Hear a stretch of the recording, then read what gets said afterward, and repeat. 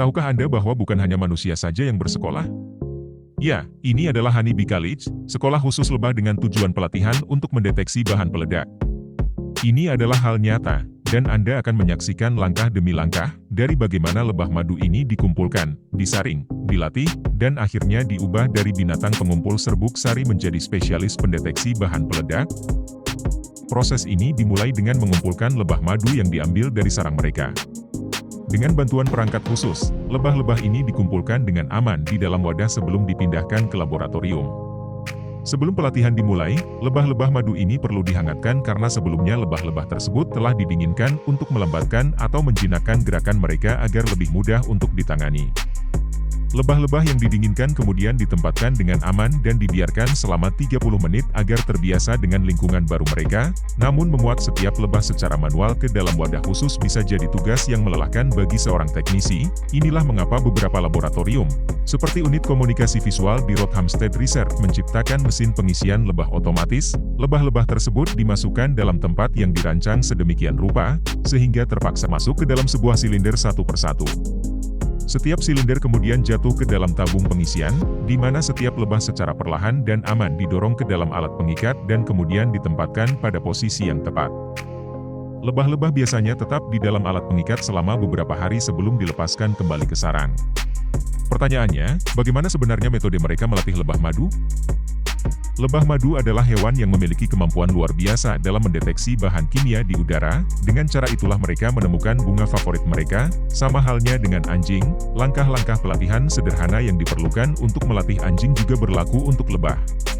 Mereka memberikan rangsangan dasar kepada anjing, misalnya berderingnya bel, yang pada awalnya tidak berarti apa-apa, tetapi jika mereka menjadikan berderingnya bel yang memiliki arti biologis, yaitu berarti waktunya makan, maka dalam waktu singkat anjing tersebut dengan cepat belajar bahwa berderingnya bel berarti makanan akan segera datang. Mulai dari titik itu, anjing mulai mengeluarkan air liur dengan pemahaman bahwa makanan akan datang setiap kali mendengar bel berdering. Jika Anda mengganti berderingnya bel dengan bau narkotika, anjing tersebut akan mengeluarkan air liur setiap kali mencium narkotika tertentu tersebut. Ini adalah prinsip dasar di balik pelatihan anjing pelacak. Lebah madu mungkin tidak mengeluarkan air liur seperti anjing, tetapi mereka memiliki lidah, atau proboscis, yang mereka gunakan secara eksklusif untuk makan. Selain itu, antena lebah madu adalah sensor uap dengan tingkat sensitivitas yang luar biasa, mirip dengan indera penciuman anjing. Karena lebah madu dikumpulkan secara acak, maka mereka akan menghadapi satu tes kualifikasi penting yang harus dilalui oleh lebah-lebah sebelum dilatih, yaitu kemampuan mereka untuk mengeluarkan lidah ketika diberikan air gula di ujung kapas. Hal ini disebut sebagai refleks perluasan proboscis, atau PER. Lebah-lebah yang dapat melakukan PER akan dianggap lulus dan melanjutkan ke tahap pelatihan. PER adalah tes ketika lebah-lebah tersebut terpapar uap bahan peledak selama 6 detik, mereka diberikan hadiah air gula selama 3 detik terakhir. Fase pelatihan secara otomatis di mana uap dilepaskan lalu diikuti oleh mekanisme pemberian makanan yang muncul di depan lebah, sehingga mereka mengasosiasikan keduanya. Setelah 4 putaran pelatihan, lebah-lebah yang secara mandiri dapat melakukan PER setelah menerima aroma bahan peledak, dianggap lulus dan siap untuk bekerja di lapangan. Namun, selain melihat secara visual pada lebah, bagaimana secara tepat memantau respons mereka, ada 2 cara untuk melakukannya, salah satunya adalah dengan bantuan kamera. Lebah-lebah ditempatkan di atas sebuah platform yang kemudian dimuat ke dalam perangkat pemantauan. Kamera di dalam perangkat tersebut merekam lebah-lebah dengan jarak dekat. Dengan bantuan algoritma komputer, gambar dari kamera dapat dianalisis untuk mengetahui kapan lebah-lebah melakukan PER. Hasil analisis sinyal PER dari semua lebah menunjukkan mereka telah mendeteksi jenis bahan peledak tertentu sesuai dengan latihan mereka. Cara pemantauan kedua menggunakan cartridge. Lebah dimuat ke dalam suatu alat atau mesin, tetapi bukan dengan kamera melainkan dengan LED inframerah yang dipasang di depan setiap lebah. Cahaya inframerah yang mengenai lebah kemudian memantulkannya ke sensor cahaya. Berdasarkan jumlah cahaya yang ditangkap oleh sensor, dapat diketahui apakah lebah tersebut mengeluarkan lidahnya atau tidak. Sekarang saatnya untuk pengujian yang sebenarnya, 6 buah cartridge dimuat ke dalam perangkat deteksi portable. Setiap cartridge memiliki 6 lebah madu di dalamnya. Memindai cahaya inframerah di depan setiap lebah, dengan layar pemantau yang menampilkan 36 kotak hijau, masing-masing kotak mewakili lebah yang belum merespons. Untuk menguji sampel udara, detektor portabel dipasang dekat dengan target, dan dengan menekan tombol, 36 lebah tersebut terpapar udara dalam kantong selama 6 detik. Jika lebah mengeluarkan lidahnya, indikator kotak akan berubah dari hijau menjadi merah. Menariknya adalah bahwa lebah di setiap kartrid dapat dilatih untuk bahan peledak yang berbeda, sehingga perangkat tersebut tidak hanya dapat mendeteksi keberadaannya, tetapi juga jenis bahan peledak yang digunakan. Setelah beberapa hari, lebah-lebah tersebut dilepaskan kembali ke sarangnya. Melatih anjing pelacak membutuhkan berbulan-bulan, tetapi lebah madu dapat dilatih dalam beberapa hari atau bahkan beberapa jam. Biaya perawatan lebah juga jauh lebih rendah daripada anjing. Mereka hanya membutuhkan air gula, namun yang menarik, ada beberapa hal di mana lebah bisa jadi lebih cocok daripada anjing, misalnya dalam mendeteksi ranjau darat. Berat badan anjing dapat memicu ranjau sehingga dapat membuatnya terbunuh.